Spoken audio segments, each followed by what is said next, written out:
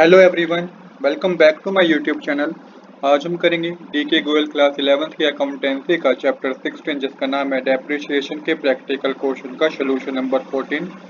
Question number 14 मैंने already note कर रखा है। क्वेश्चन नंबर 14 में कह रहा है a company purchase a machinery for ₹50,000 on 1st October 2016। Another machinery costing 10,000 was purchased on 1st December 2017. On 31 March 2019, the machinery purchased in 2016 was sold at a loss of ₹5,000. The company charged depreciation at the rate of 15% per annum on diminishing balance method. Accounts are closed on 31 March every year. Repair machinery account for 3 years. तो question कह रहा है कि एक company है जिसने machinery purchase की 1 अक्टूबर 2016 को 50,000 की, एक और मशीनरी परचेज की 1 दिसंबर 2017 को 10,000 रुपीज़ की।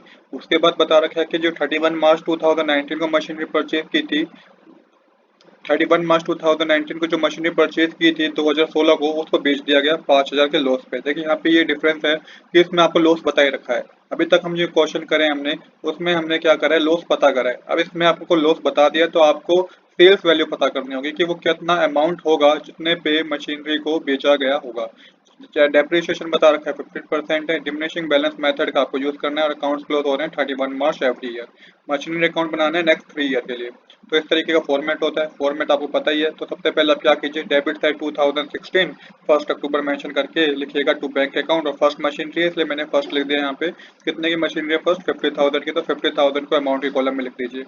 डेबिट साइड 2017 लिखिएगा, 31 मार्च लिखिएगा बाय डेप्रिसिएशन अकाउंट। यहाँ पे आपको 6 मंथ के लिए डेप्रिसिएशन कैलकुलेट कराना है, क्योंकि फर्स्ट अक्टूबर को मशीनरी परचेज की गई है, 31 मार्च तक आप जाएंगे तो 6 मंथ होते हैं। तो 50,000 मल्टीप्लाई 15 अपॉन में 100 मल्टीप्लाई 6 अपॉन में 12 करेंगे तो ये आपका जो अमाउंट आएगा वो आएगा 3750 रुपीज़। तो 3750 रुपीज़ आपका डेप्रिसिएशन है। इसके बाद 31 मार्च लिख के बाय बैलेंस कैरी डाउन कीजिएगा। 50,000 में से 3750 रुपीज़ माइनस कीजिएगा तो ये आपके पास 46,270 आएगा। तो कहने का मतलब ये है कि डेप्रिसिएशन जो आपका लगा है वो 3,750 लगा है पहले साल में 6 महीने के लिए।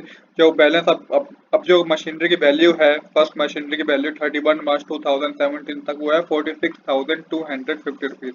यहाँ पे आपकी डेबिट साइड और क्रेडिट साइड दोनों बराबर हो जाएगी। अब जो बैलेंस कैरी डाउन किया है उधर 2017 फर्स्ट अप्रैल लिख के ब्रो डाउन कीजिए। टू बैलेंस ब्रो डाउन करके मेंशन कीजिएगा 46,250 रुपीज़।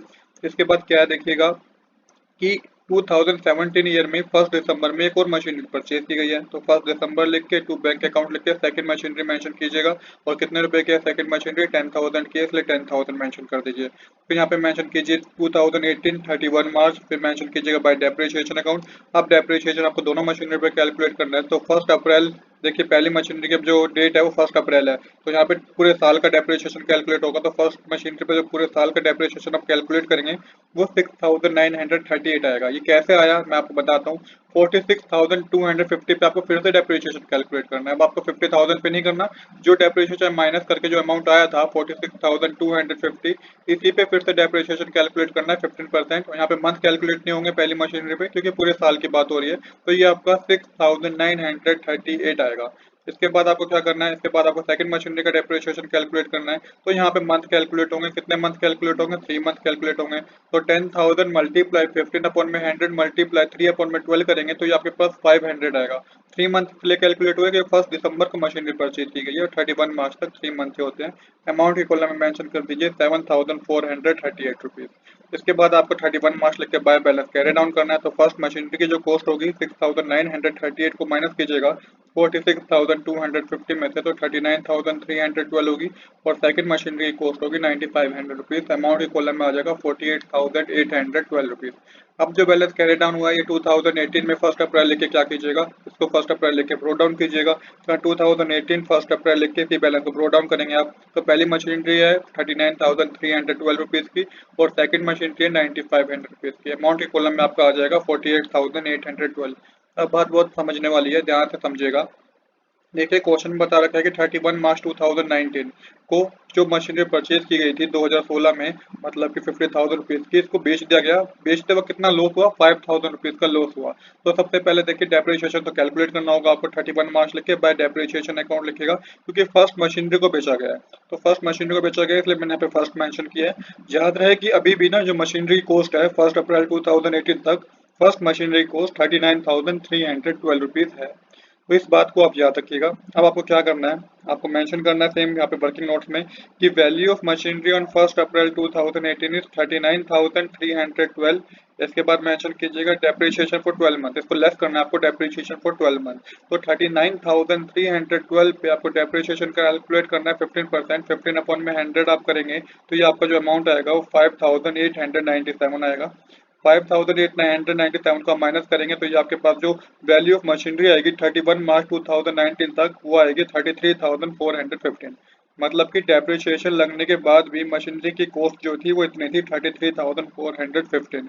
पर बता रखा है क्वेश्चन में कि कितने में लॉस में बेच दिया गया, 5,000 के लॉस में बेच दिया गया। तो यहाँ पे आप लेस कर दीजिए, लॉस ऑन सेल कितना है? 5,000 रुपीज। तो 5,000 रुपीज का लॉस ऑन सेल हुआ कि भाई सेल में बेच दिया गया। तो कितने में बेचा गया होगा, इस अमाउंट को आपको पता करना है। तो वो अमाउंट होगा 28,415। जब हम इस मशीनरी को, फर्स्ट मशीनरी को 28,415 में बेचेंगे तभी हमें 5,000 रुपये का लॉस होगा। तो यहाँ पे सबसे पहले मेंशन कीजिएगा 31 मार्च लिख के by profit and loss account, और 5,000 को अमाउंट के कॉलम में मेंशन कीजिए। फिर 31 मार्च लिख के यहाँ पे लिखिएगा बाय बैंक अकाउंट। तो कितने में बेचा गया? 28,415 में बेचा गया। तो 28,415 का अमाउंट के कॉलम में लिखिएगा। इसके बाद सेकंड मशीनरी पे डेप्रिसिएशन कैलकुलेट कीजिए बाय डेप्रिसिएशन अकाउंट लिख के। तो सेकंड मशीनरी पे पूरे साल का डेप्रिसिएशन कैलकुलेट होगा। 9500 का 15% कैलकुलेट करेंगे आप, तो ये 1425 रुपीज होगा। इसके बाद 31 मार्च लिख के बाय बैलेंस कैरी डाउन कीजिएगा, तो माइनस करने पे आपके पास 8,075 आएगा। जब 1425 को माइनस करेंगे आप 9500 में से, तो 8,075 आएगा। यहाँ पे हमारी डेबिट साइड और क्रेडिट साइड दोनों क्या हो जाएगी? इक्वल हो जाएगी। तो यही हमें इस क्वेश्चन में करके दिखाना था। आज के लिए इतना ही। I hope you like this video. If you like this video please do subscribe this channel. Thanks for watching.